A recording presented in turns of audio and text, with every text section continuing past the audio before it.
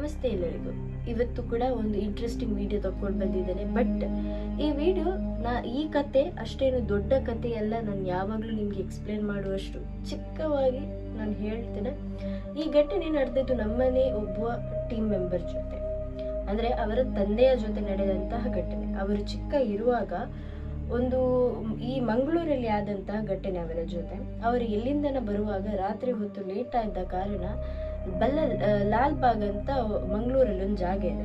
ಈಗ KSRTC almost Bengaluru ಕಡೆ ಅವರು ಮಂಗಳೂರು ಬರೋವರಿಗೆ ಗೊತ್ತಿರುತ್ತೆ KSRTC ಲಾಲ್ಬಾಗ್ ಜಾಗ ಎಲ್ಲಿ ಅಂತ. ಅಲ್ಲಿಂದ ಅವರ ಮನೆಗೆ ಆಲ್ಮೋಸ್ಟ್ ಒಂದು 5 ಕಿಲೋಮೀಟರ್ಸ್ ದೂರ ಇದೆ. ಅಲ್ಲಿಂದ ಅವರ ಮನೆ ಹತ್ರ ಬರುವಾಗ ಅವ್ರು ಏನ್ ಮಾಡ್ತಾರೆ, ಲಾಲ್ಬಾಗಲ್ಲಿ ಇಳಿದು ರಿಕ್ಷಾ ಸಿಗದ ಕಾರಣ ನಡ್ಕೊಂಡು ಬರ್ತಿರ್ತಾರೆ. ಆ್ಯಂಡ್ ಅದರ ಜೊತೆಯಲ್ಲಿ ನಡುವಲ್ಲಿ ಅವರು ನಡುರಾತ್ರಿ ಆದ ಕಾರಣ ಬರುವಾಗನೇ ಮಕ್ಕಳಿಗೆ ತಿಂಡಿ ಹಾಗೂ ಅವರ ಮನೆಯಲ್ಲಿ ಇದ್ದಂತಹ ಇನ್ನೊಬ್ರು ಒಂದು ಹೆಂಗಸಿಗೆ ಅವರು ಮಲ್ಲಿಗೆ ಹೂ ತಂದಿರ್ತಾರೆ. ನಿಮ್ಗೆಲ್ಲರಿಗೂ ಗೊತ್ತಿರ್ಬೋದು, ಅದು ಕೂಡ ದೊಡ್ಡ ಮಲ್ಲಿಗೆ ಅಂತ ಹೇಳ್ತಾರೆ. ಆ ಮಲ್ಲಿಗೆ ಅವರಿಗೆ ತುಂಬಾ ಇಷ್ಟ ಅಂತ ಅವರಿಗೆ ತಂದಿರ್ತಾರೆ. ಸೊ ಏನಾಗ್ತದೆ, ಅವರು ಮನೆಗೆ ಆನ್ ದ ವೇ ಬರ್ತಾ ಇರುವಾಗ ಮನೆಗೆ ಒಂದು 2 ಕಿಲೋಮೀಟರ್ಸ್ ದೂರ ಇರುವ ಜಾಗದಲ್ಲಿ ಅವರಿಗೆ ಒಂದು ಚಳಿ ಗಾಳಿ ಬೀಸಿದಾಗೆ ಫೀಲ್ ಆಗ್ತದೆ. ಅಂದ್ರೆ ತುಂಬಾ ಚಿಲ್ಡ್ ಗಾಳಿ ಅವರಿಗೆ ಫೀಲ್ ಆಗ್ತದೆ. ಬಟ್ ಅದನ್ನು ಅವರು ಇಗ್ನೋರ್ ಮಾಡ್ತಾರೆ, ಅದನ್ನೊಂದು ದೊಡ್ಡ ವಿಷಯ ಮಾಡಲ್ಲ. ಮನೆಗೆ ಹೋಗ್ಬಿಟ್ಟು ಅವರ ಹೆಂಡತಿ ಹತ್ರ ಮಲ್ಲಿಗೆ ಅವರಿಗೆ ನಾಳೆ ಕೊಡು ಅಂತ ಹೇಳಿ ಅವರ ಹತ್ರ ಕೊಟ್ಟು, ಹೆಂಡತಿ ಏನ್ ಮಾಡ್ತಾರೆ, ಆ ಮಲ್ಲಿಗೆನ ಫ್ರಿಜ್ ಅಲ್ಲಿ ಇಟ್ಟು ಬಿಡ್ತಾರೆ.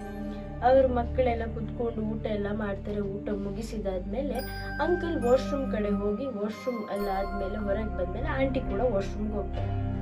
ವಾಶ್ರೂಮ್ಗೆ ಹೋದ ಆಂಟಿಗೆ ಅಲ್ಲಿ ನಡೆದಂತಹ ಘಟನೆ ಈಗವರೆಗೂ ಅವರಿಗೆ ಮರಿಲಿಕ್ಕೆ ಆಗ್ಲಿಲ್ಲ. ಏನಂದ್ರೆ, ಬಾತ್ರೂಮ್ ಮೇಲೆ ನಿಮ್ಗೆ ಒಂದು ವಿಂಡೋ ಇರುತ್ತೆ ಗೊತ್ತಲ್ಲ, ಆ ವಿಂಡೋ ಹತ್ರ ಅವರು ಶಾಂಪೂ ಬಾಟಲ್ ಇಟ್ಟಿದ್ರಂತೆ. ಒಂದು ಚಿಕ್ಕ ಗಾಳಿ ಬಂತಂದ್ರೆ, ಏನು ದೊಡ್ಡದೇನು ಗಾಳಿ ಅಲ್ಲ, ಒಂದು ಸ್ಲೈಟ್ ಆಫ್ ಗಾಳಿ ಬಂತಂತೆ. ಗಾಳಿ ಬಂದ ತಕ್ಷಣ ಬಾಟಲ್ ಕೆಳಗೆ ಬಿತ್ತು. ಆದ್ರೆ ಬಾಟಲ್ ಕೆಳಗೆ ಬಿದ್ದದ್ದು ದೊಡ್ಡ ವಿಷಯ ಅಲ್ಲ. ಅದು ಪ್ಲಾಸ್ಟಿಕ್ ಬಾಟಲ್ ಆದ ಕಾರಣ ಗಾಜಿನ ಬಾಟಲ್ ಆಗ್ತಿದ್ರೆ ಹುಡಿ ಹುಡಿ ಹುಡಿ ಹುಡಿ ಚಿಕ್ಕ ಚಿಕ್ಕ ಪೀಸ್ ಆಗ್ತದೆ, ಕರೆಕ್ಟ್ ಅಲ್ಲ? ಒಂದು ಸರ್ಟನ್ ಹೈಟ್ ಇಂದ ಬಿದ್ರು ಕೂಡ.